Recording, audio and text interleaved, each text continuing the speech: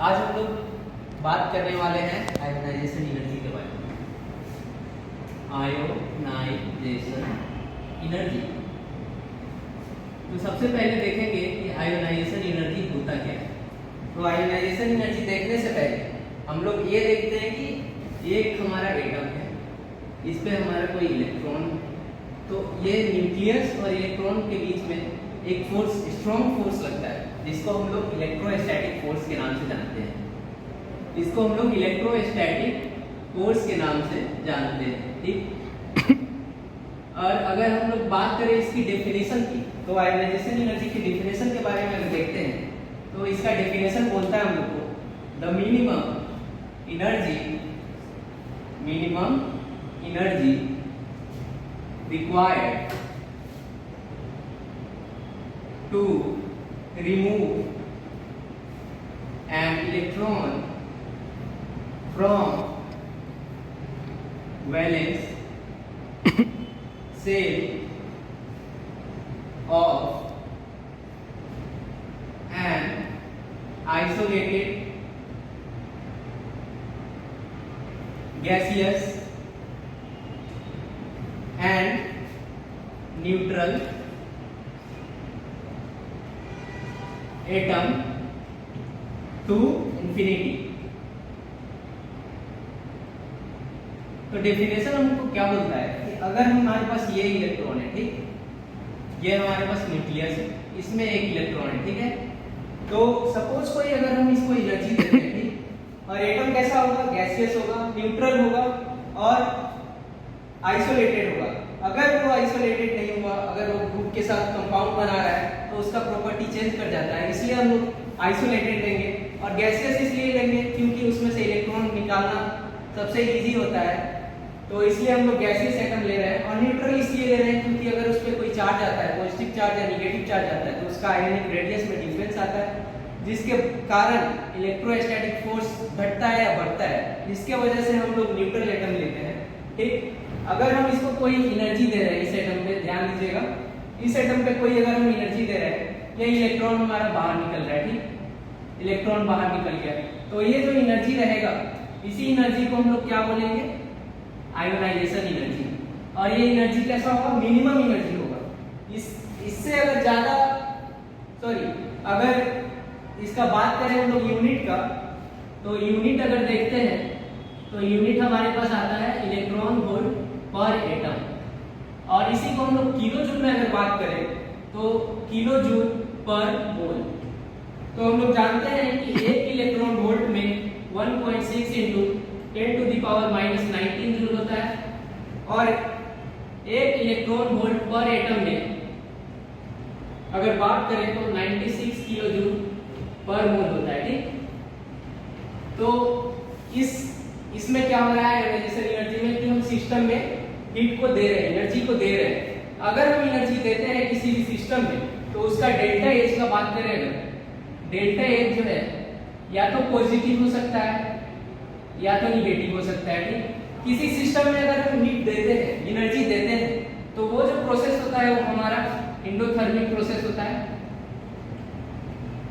और किसी प्रोसेस में अगर हीट रिलीज होता है सिस्टम से, तो वो जो प्रोसेस होता है हमारा एक्सोथर्मिक प्रोसेस होता है।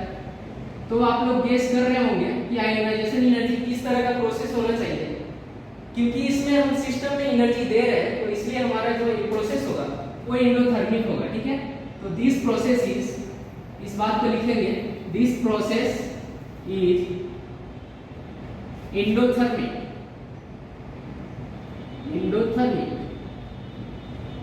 अगर हम बात करते हैं इसके सक्सेसिव आयोनाइजेशन एनर्जी के बारे में, तो सक्सेसिव आयोनाइजेशन एनर्जी को देखते हैं अगर हम, तो ये हमारा सक्सेसिव आयोनाइजेशन एनर्जी, अगर हमारे पास कोई एटम है, ठीक, कोई एनर्जी दिए, जैसे आयोनाइजेशन एनर्जी 1 दिए अगर, तो ये M+ बनेगा, एक इलेक्ट्रॉन बाहर, ठीक। M+ में अगर फिर से एनर्जी देते हैं और इस एनर्जी को बोलते हैं आयोनाइजेशन एनर्जी 2, तो ये बनेगा हमारे M2 प्लस एक और इलेक्ट्रॉन बाहर। फिर से अगर M2 प्लस पे देते हैं एक और एनर्जी, तो ये एनर्जी सपोज हम देते हैं आयोनाइजेशन एनर्जी थर्ड, तो ये बनेगा M3 प्लस और प्लस में एक इलेक्ट्रॉन बाहर। तो आप लोग गेस कर रहे होंगे कि जैसे ही आयोनाइजेशन एनर्जी फर्स्ट दे रहे हैं एक इलेक्ट्रॉन बाहर आ रहा है, M प्लस में फिर से आयोनाइजेशन एनर्जी दे रहे हैं, M2 प्लस बन रहा है, एक और इलेक्ट्रॉन बाहर आ रहा है। M2 प्लस पे आयोनाइजेशन एनर्जी थर्ड दे रहे हैं, एक और इलेक्ट्रॉन बाहर आ रहा है, जिसके वजह से हम देखेंगे कि अगर कंपेयर करें आयोनाइजेशन एनर्जी 1, 2 और थर्ड के बारे में, तो आयोनाइजेशन एनर्जी थर्ड जो है वो हमारा सबसे बड़ा होगा। सबसे बड़ा क्यों होगा? सबसे बड़ा क्यों होगा? क्योंकि अगर हमारे पास ये एटम है, ये रेडियस है, इसका वैलेंस शेल है, इसमें मान लीजिए 2 इलेक्ट्रॉन है, ठीक। तो अगर हम आयोनाइजेशन एनर्जी 1 देते हैं, ठीक, ये इलेक्ट्रॉन बाहर आएगा, आयोनाइजेशन एनर्जी 1 देते हैं, इलेक्ट्रॉन बाहर आ गया, ठीक। अब इफेक्टिव न्यूक्लियर चार्ज के बारे में अगर बात करें तो जेड इफेक्टिव हम लोग का होता है जेड माइनस सिग्मा, इस लेटर रूल से निकालते हैं। तो अगर हम आयोनाइजेशन एनर्जी 1 दे रहे हैं तो ये इलेक्ट्रॉन बाहर आ रहा है, ठीक। इस पे इफेक्टिव न्यूक्लियर चार्ज की बात करें तो इंक्रीज कर जाएगा इस इलेक्ट्रॉन पे। अगर इस इलेक्ट्रॉन पे इलेक्ट्रोस्टैटिक फोर्स ऑफ अट्रैक्शन अगर बढ़ जा रहा है, जिसके वजह से ये जो एटम है वो अपने इलेक्ट्रॉन को क्लोजली अट्रैक्ट करेगा, सबसे ज्यादा पावर लगाएगा, जिसके वजह से आयोनाइजेशन एनर्जी 2 देते हैं। तो आयोनाइजेशन एनर्जी अगर 2 देते हैं इलेक्ट्रॉन बाहर निकालने के लिए, तो हमें ज्यादा एनर्जी देना पड़ेगा, जिसके वजह से हम लोग देख सकते हैं कि आयोनाइजेशन एनर्जी 3 जो है वो सबसे बड़ा रहेगा, 2 उससे कम और 1 उससे कम, ठीक है। सक्सेसिव आयोनाइजेशन एनर्जी के बारे में बात खत्म। फिर हम लोग देखते हैं एक और, किस फैक्टर पे डिपेंड करता है हमारा आयोनाइजेशन एनर्जी, ठीक है। तो आयोनाइजेशन एनर्जी जो है हमारा अगर देखें तो बेसिकली 4 फैक्टर पे डिपेंड कर रहा है। तो उस फैक्टर के बारे में अभी डिस्कस करेंगे हम लोग, क्या क्या फैक्टर है। तो देखते हैं factors on which ionization energy depends, ठीक। अगर फैक्टर्स के बारे में हम लोग बात करते हैं तो सबसे फर्स्ट फैक्टर अगर देखते हैं हम साइज को अगर लेते हैं तो साइज, सपोज हमारे पास 2 एटम है, ठीक है, एक साइज छोटा है और एक बड़ा है, ठीक। अगर साइज छोटा है इफेक्टिव न्यूक्लियर चार्ज उस पर ज्यादा लगेगा, जिसके वजह से हमें ज्यादा आयोनाइजेशन एनर्जी देने की जरूरत होगी। तो एक बात गौर करेंगे कि साइज आयोनाइजेशन एनर्जी जो है वो साइज के इनवर्सली प्रोपोर्शनल होगा, ठीक।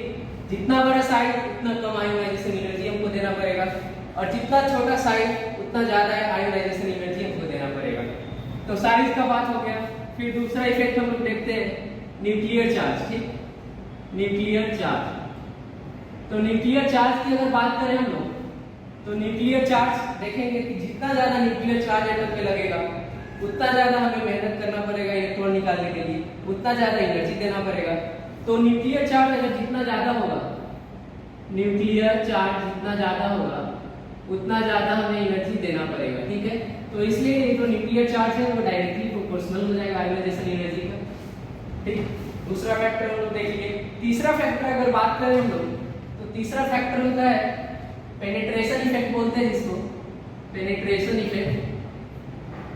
पेनिट्रेशन इफेक्ट, इसी को हम लोग सबसेल इफेक्ट भी बोलते हैं, सबसेल इफेक्ट भी बोलते हैं इसको। तो अगर पेनिट्रेशन इफेक्ट की बात करें तो एस, बात करें अगर ऑर्बिटल की सबसेल्स की तो एस पी डी एफ, अपने पास 4 ऑर्बिटल है, 4 सबसेल है। तो अगर बात करें सबसे ज्यादा न्यूक्लियर चार्ज जो लगता है वो एस ऑर्बिटल पे रहता है, क्योंकि अगर इसका शेप हम लोग देखें तो इस तरह का शेप होता है, सर्कुलर शेप होता है, जिसके वजह से एटम में जो है वो सबसे ज्यादा न्यूक्लियर चार्ज लगता है। अगर पी का हम लोग शेप देखें तो डबल शेप होता है इस तरह का। ये न्यूक्लियस से जो है एटम का जो क्लाउड होता है, इलेक्ट्रॉन क्लाउड होता है, उसके बीच में डिस्टेंस ज्यादा है, जिसके वजह से इस पे इफेक्टिव न्यूक्लियर चार्ज कम लगेगा। तो अगर बात करें आयोनाइजेशन एनर्जी की हम लोग तो सबसे ज्यादा एस पे देना पड़ेगा, फिर टी, फिर डी, तो सबसे मिनिमम हम लोग देख रहे होंगे कि F पे लग रहा है, F पे लग रहा है। तो और हम लोग देखते हैं कि ठीक, थैंक यू।